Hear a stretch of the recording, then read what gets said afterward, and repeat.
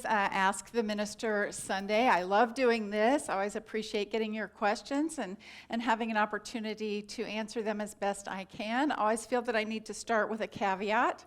That is, I'm not telling you what to believe. I'm not telling you what to think today.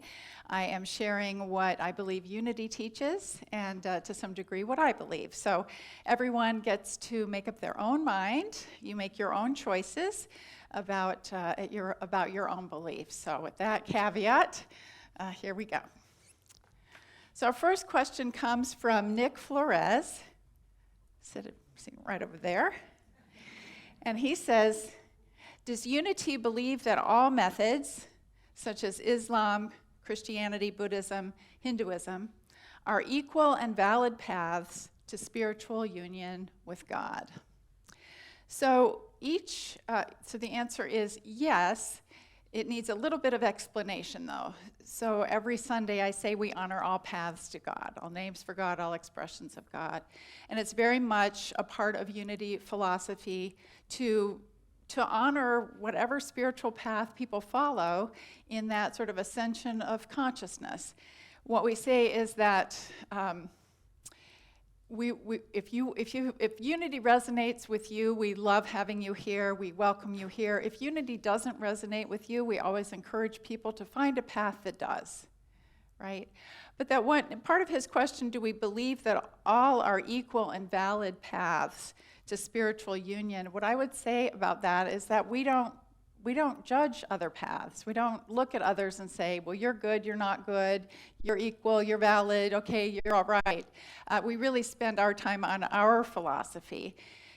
When we do speak about another path, it would tend to be to contrast with traditional Christianity, just because we also consider ourselves Christian-based, and we want to draw the contrast between that. But in terms of honoring and respecting and even encouraging all paths to spiritual union with God, the answer is yes.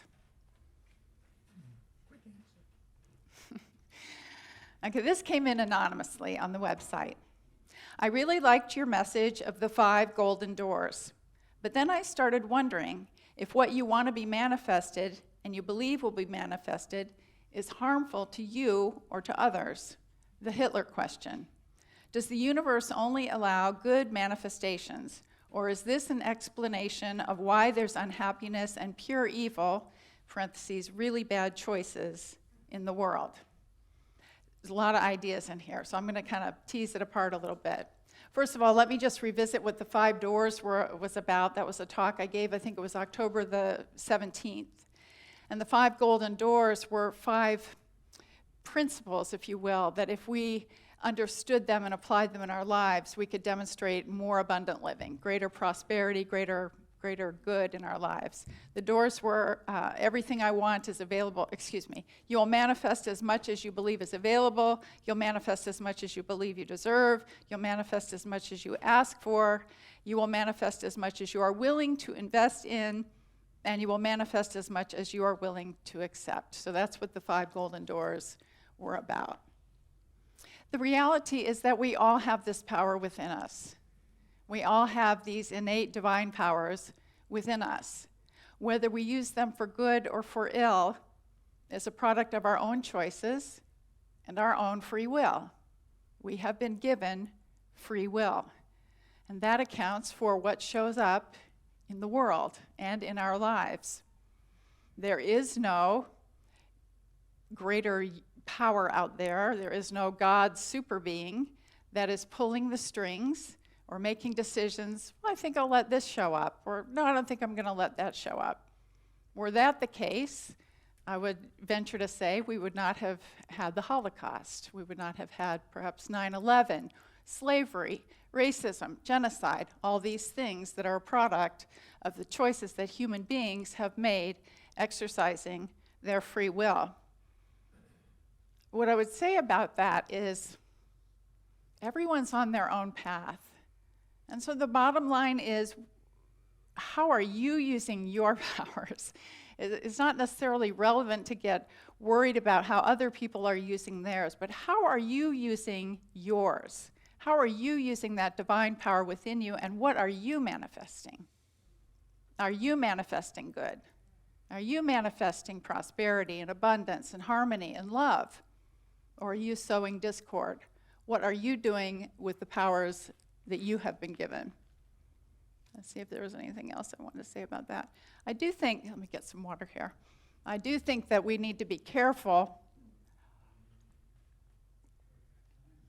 when we start labeling people as good or bad, that some people set out with good intentions and some people set out with bad intentions. It's my personal belief that nobody wakes up, now I'm leaving out mental illness here. There could be severe mental illness where this would happen, where somebody wakes up and says, I think I'm going to be a bad guy.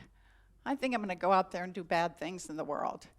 Typically, people feel they're trying to get their needs met, and in whatever way they're thinking, they've justified what they're doing.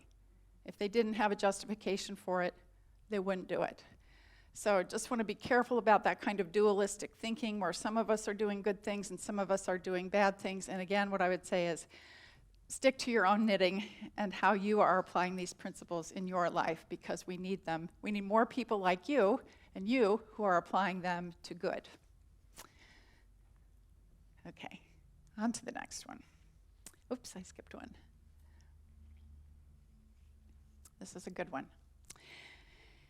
Is it necessary to suffer to achieve higher consciousness? This one comes from Marsha Austin. And she cites Matthew chapter 10, verse 38, that says, whoever does not take up the cross and follow me is not worthy of me. So I did some research on this one. First of all, about that scripture passage. And what the scholars say about that is that it's very likely did not come from Jesus, but was rather words put into his mouth from the later Christians, the evangelists. And the clue to that is that they make a reference to the cross. They're really making a reference to the crucifixion. Well, he hadn't been crucified. He was doing his ministry. He was living his life. So for him to be talking about the cross at that early stage makes us think that that came in from later writers and was added into that gospel. But to the larger point, do we have to suffer to become enlightened? My answer would be no, again with an explanation. Because to me, we all suffer, we all experience pain and hardship in our lives. But I really stick to the saying, pain is inevitable, suffering is optional. I believe that we all encounter challenges in our lives in so many ways, and maybe always. That's how we grow. Is it not true? When you look back over the most difficult times in your life, that's probably where you had the biggest breakthrough or the biggest insight that helped you going forward. These challenges that occur in our path, as we like to say, the obstacles in your path are not in the way, they are the way. How you address those challenges, how you grow in the face of them, is what feeds your spiritual growth. So I would say the challenges and to some degree pain is necessary for our evolution, our spiritual evolution. But suffering, again, is optional, because suffering, at least in my mind now, suffering occurs when we go over it and it becomes part of our sort of identity. And to me, the suffering results when we relinquish our own power to overcome. And so some pain, you would say, is irreversible, right? There's some things that we can't physically change, for example, a person's body. But we can always change our attitude. We can always change the way we're looking at it. We can always change so that we see ourselves as whole and overcomers rather than victims. Because I believe when we see ourselves as victims and we relinquish our power is when we truly suffer. And I do not believe that that is necessary or even advisable on the spiritual path. I hope that makes sense. Let's see if I covered all that. I did want to share this one quote, which I think is relevant to this. One of my favorite books is Man's Search for Meaning by Viktor Frankl. I know many of you have read that book. And here is a man who was in the concentration camps during World War II, just the most horrific conditions, the most terrible injustice and oppression and pain. but he was able to come through that experience, and he wrote about it in his book. And this is what he says: everything can be taken from a man but one thing, the last of the human freedoms, to choose one's attitude in any given set of circumstances, to choose one's way. And that, I believe, is where we find our power. All right. This is a really juicy one. This is what I'm going to spend the most time on. What is Unity's view of the Gospel of Thomas? From Judy Namath. Thank you, Judy. So many of us have talked about the Gospel of Thomas before. We know it to be one of the Gnostic Gospels. The Gnostic Gospels were Gospels that were not included in the Bible canon. A great cache of them was found in Nag Hammadi, Egypt in 1945, buried. They had been buried so that they would not be seized. In those days, in the late 1st and early 2nd century, those who did not abide by Orthodox beliefs were considered heretics and their lives were at risk. The Gospel of Thomas was one of those texts found in the Nag Hammadi library. It is often cited and probably heard about more than any of the others because it is the most complete. So there are not so many missing pages, and it kind of holds together better. It is said to have been recorded by Didymus Judas Thomas, the brother, possibly the twin brother of Jesus. Now just remember, people would write in a name even if they weren't that person. They would say this was the testimony of so-and-so or the Gospel of Matthew or whatever it was, but it wasn't actually Matthew writing it. You know that, right? So that could well be the case here. Gnostic simply means knowledge or insight. And for the Gnostics, the spiritual journey was about discovering and experience the kingdom of God within them. They were more interested in the teachings of Jesus than what the Orthodox Church came to teach about Jesus. So in this way, they were very compatible with what we teach in Unity, because we are in a new thought for overall, because we are more interested in the teachings of Jesus and how to apply those in our lives than, say, the teachings of or teachings about Jesus from the church, the traditional church. But the Gospel of Thomas is so important that it is one that the 300 distinguished gospel scholars in the Jesus Seminar, you've heard me talk about that. This was a gathering of 300 of the highest ranking Bible scholars, got together. They spent 6 years poring over the 4 canonical Gospels and the Gospel of Thomas to use their collective wisdom, their research, everything they could get their hands on to determine whether this was what Jesus truly said. You know, the red letter that you find in the Gospels. They were trying to find out to their best judgment what did he actually say and what words were put in his mouth later by others. The fact that they included the Gospel of Thomas in here says what high esteem they held it in. We in New Thought consider it to be original, authentic, and directly tied to what Jesus said. It has 114 sayings in it that are considered to be sort of enigmatic, kind of the hidden sayings, kind of esoteric. And there are some of them that really beautifully align with New Thought. For example, saying 24, there is light within a person of light, and it shines on the whole world. Saying 25, Jesus said, love your brother like your soul. Protect that person like the pupil of your eye. Saying 113, his followers said to him, and you've heard this before, but you may not have known it seems to have originated in Thomas. His followers said to him, when will the kingdom come? He responded, it will not come by watching for it. It will not be said, look, here it is, or look, there it is. Rather, the Father's kingdom is spread out upon the earth, and people do not see it. So great, now you're ready to go out and get a copy of the Gospel of Thomas. What I want to tell you, though, is there's some other sayings in there that are weird. There's some other sayings in there that are strange, that can even be a little offensive. One of them, saying 7, lucky is the lion that the human will eat, so that the lion becomes human. And foul is the human that the lion will eat, and the lion still will become human. Okay. Says there's a lot to, the Jesus seminar just said, this saying is obscure. Yeah, there's a lot to sort out there. And then this one, saying 14, this one really threw me. It says, if you fast, you will bring sin upon yourselves. And if you pray, you will be condemned. And if you give to charity, you will harm your spirits. Right. What the scholars say is they think that was meant to be sort of a radical criticism of popular piety and sort of the ostentatious practice, these ostentatious practices, religious practices. But right, it really throws you, doesn't it? So it's a little bit of a mixed bag. So when we look at the Gospel of Thomas from the New Thought perspective, there are a couple of aspects of it that are truly exciting, even above and beyond anything written in particular sayings. One is that it reminds us that there were other Gospels written around the time of Jesus that were not included in the Bible canon. They were purposely not included because they did not conform to the story that the church wanted to tell.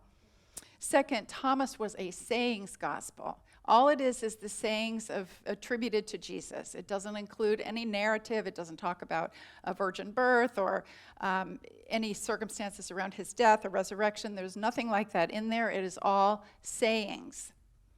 And what makes that particularly relevant is the third point, that scholars believe the Gospel of Thomas predated the canonical Gospels. They predated Matthew, Mark, Luke, and John.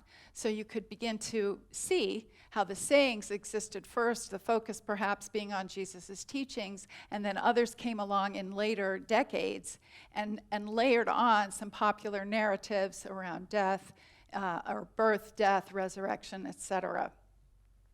From a Bible study standpoint, that's the real significance of the Gospel of Thomas, that it can be traced, parts of it can be traced to as early as 50 or 60 of the Common Era. So that would have been like 20 years ago, or 20 years or so after Jesus' death. When you look at Matthew, Mark, Luke, and John, the earliest of those was written, I think it was 40 years after his death, and then 70 and 90. So we're talking significant difference in the timing of it. So of course we would tend to think what was written closer to the time of his life and death would have more authenticity. I first heard about the Gospel of Thomas from Reverend Dr. Mary Tumpkin giving a paper in 2006 or 2007, and she said this, a paper at an INTA, a New Thought conference. And I came right out of my chair when I heard her talk about the Gospel of Thomas. She said, in recent years, the Gospel of Thomas has gained the attention of many since its writings promote individual transformation. For those who seek to live a life of spiritual engagement, the Gospel of Thomas provides thought-provoking concepts that seekers of truth wrestle with as they encounter God and the kingdom right here. It offers by no means an easy course of development, but one that demands a strong commitment and devotion to the inner life. So that really resonates with what we are about here at Unity. All right, now for the lightning round. These are a little quicker questions and answers, several from John Cates. First, is Unity a denomination or a movement? What distinguishes one from the other? And if it is still considered a movement, are there any efforts to consider it a denomination? So from the beginning, it's been referred to as a movement, and that was very intentional on the part of our founders, Charles and Myrtle Fillmore. They did not want to create a church. They did not want to create a denomination. What they created was they wanted it to be sort of a meeting ground where people could go to their own churches during the morning and then come to Unity in the afternoon to talk about spiritual principles and truths that were common to all of them. So their whole focus was about teaching these sort of overarching principles that could be applied to our lives to completely transform our lives. When folks came along and said, but really we should have churches, people want to gather together, they want to worship, very reluctantly they agreed. And so Unity churches began to be formed. So that's when the term denomination started to be used, because denomination really applies more to a particular church. And so people still use that, but I personally still like movement better, because the point of the Fillmores was, we're not trying to be a big church. We're not trying to get a lot of people into churches. We're trying to get these principles out into the world where they can make the biggest difference. So that was the reason for calling it a movement. At the beginning of our Breakthrough Building Fund drive, we heard the new addition would be named after our first pastor, founding minister, Judith Meyer. When will we have the official naming and dedication? Also, will we have a wall recognizing our previous 3, in my humble opinion 4, pastors? Each one laid a building block toward our continued success and should be recognized. So I'm so glad you asked this question. It served as a catalyst, and the board voted at its last meeting to go ahead and name the fellowship hall Meyer Hall. And we will dedicate that to her and install a sign in there that indicates such. Sometime in January, we want to complete the campaign, and then we will absolutely celebrate what we've created together and proceed with that. In terms of the plaque or wall recognizing previous pastors, I will leave that to the board. Let's see. I recognize the importance of becoming a member of Unity Renaissance. It does have its benefits, a sense of belonging being at the top for me. My question pertains to why is it necessary to renew membership every year? My feeling is we renew our membership by pledging, by attending services, by participating in the various activities. I realize the need to know who the members are, but annually seems like overkill. So I really hear you on that. I know it comes around quickly. We do it in order to keep our files cleaned, in order to keep our database up to date. People move, people die, people remarry, divorce, etc. And we want to make sure that we have the up-to-date information. So that's why we do it annually. And the wonderful Alicia Flores has made it as easy as possible. It could not be easier now. She will send you an email that has your information in it. All you have to do is write a single word back to her, yes, and you are renewed. So that's the reason for that. I've noticed Silent Unity is no longer mentioned during our services. Is it still around? Thank you for asking the question. That's why it was in today. We talked about Silent Unity. We originally started talking about Silent Unity when we were all gone, when this was an empty sanctuary on Sundays because we were in lockdown, and people needed more prayer support than we didn't have prayer chaplains here, so we started telling people about Silent Unity. When we came back in the building and had chaplains here again, we stopped talking about Silent Unity. But your question reminded me that people are still watching online, and people still need many different ways to get prayer support, so we've put that back in. Thanks to you. Thank you, John. This one is from Gail Kent. Sorry. After having sung in church choirs for most of my adult life, I miss hearing and experiencing classical church music. I realize that some of the messaging in traditional music is not consistent with Unity values, but would it be possible to incorporate some of it into the service in other ways? Certainly Bach, Handel, and Mozart could at least provide instrumental and meditative music that would not be objectionable. While I love our choir and the songs used in the service, I feel that there is a wealth of music that could add depth to the spiritual experience at Unity. Passing that over to you, Reverend Richard. I heard a hear. Could you repeat the question? No, I'm kidding. Okay.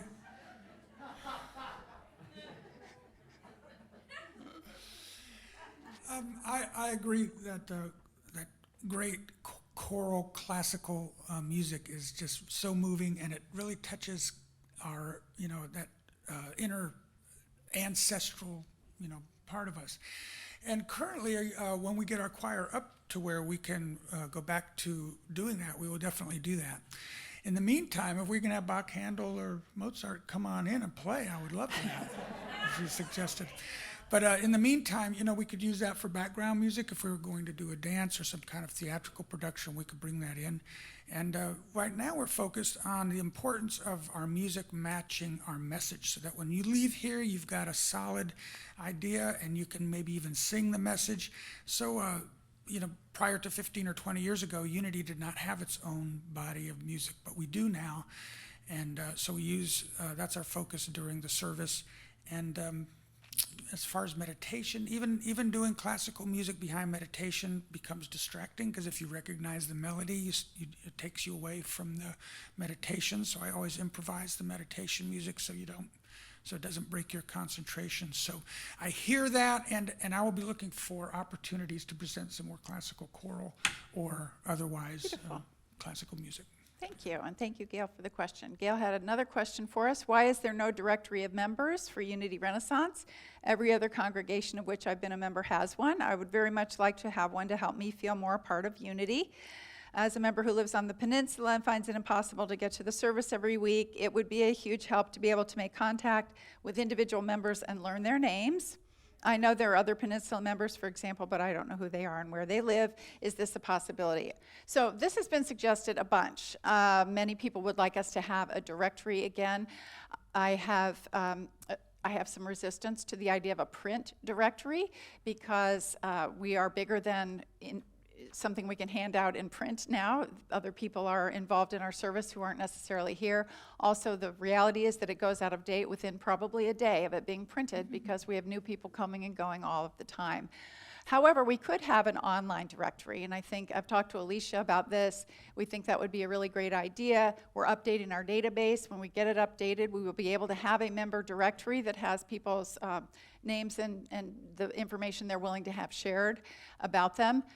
If we wanted to add photos into that, which I kind of got from the question was part of that, that's a bigger undertaking. So we would need somebody to organize that. And here's kind of the bottom line. This is a great idea. All we need is somebody to lead it. We need somebody to lead it and drive it and own it and make it happen. This is a big project. It's a worthwhile project with all the staff have on their plates right now. I personally am not willing to put this on them as well. But we have incredible people here. This reminds me of the cookbook project. Everybody wanted a cookbook, and I'm like, oh my gosh, that's such a huge thing. And along came Ginger Zarski, created a knockout team, went off, got her done, bam. So if you have an interest in this, not only being a part of it, but actually being the leader of it, please let me know, because I think it would be very worthwhile. And with that said, quite honestly, folks, there isn't anything we can't do here, or very little we can't do here if somebody is willing to take charge of it and lead it and make it happen. You're empowered, remember? So think about what you would like to bring into our community. Final question from Jolene Zakowski. What, if anything, did the Fillmores say about the afterlife? Well, they didn't talk a lot about the afterlife because they were mostly concerned with the here and now. How do we live our lives in this iteration? But they did talk about it some. Certainly they did not endorse the idea of a traditional heaven and hell, that the saved go to heaven and the damned go to hell. More often in Unity we say heaven and hell are states of consciousness that we create here in this life. But they did talk about the afterlife, particularly with respect to reincarnation. So both of them believed in reincarnation, and Charles especially talked a lot about reincarnation. They both seem to have almost a Hindu view where you keep coming back and back until you reach the highest state of realization, and then your reincarnation is complete. For them, that meant rising into Jesus consciousness or Christ consciousness, we would say, achieving full realization. But Charles talked about this a lot more. Charles actually let it be known that he felt he was the reincarnation of the Apostle Paul. And that was interesting because he didn't hold the Apostle Paul in particularly high esteem. He felt that maybe he thought he was here to correct the record. But the Apostle Paul, he felt, had kind of steered Christianity away from the true teachings of Jesus. So anyway, that was kind of his take. And of course, they believe that when the body dies, the soul lives on. Myrtle believed in reincarnation. She did not this is the part I was looking for here, she did not favor efforts to communicate with the dead through mediums, but she did believe in reincarnation. And I'll close with this story today about the differences between how they died, Charles and Myrtle Fillmore. So Charles believed that you could regenerate your body. He believed so much in the power of the mind to heal the body that he felt that if we got expert at that, we would never die. And we would continue to regenerate our organs and cells, etc. So at the age of, 94, I think, when he was on his deathbed, he felt that he had failed because he had failed in his life because he was not able to live eternally in that body. Myrtle had a very different view. Myrtle, at the age of 86, was at Unity Village, healthy, walking around, doing great work, leading Silent Unity education, did a ton of work with kids. And she just walked around one day and said, you know what? She had decided that she could be of more help to unity from the other side. So she went around and said her goodbyes to people. She was in good health. And the next day she died. So it's like Myrtle kind of, got it, right? Myrtle was ready to be from the other side and help us from that angle. So it's just very different how the founders related to that whole thing. Anyway, sorry to run so long today. I get excited when I'm talking about your questions, but I appreciate them very much. We're going to skip over the meditation since we're running so late today.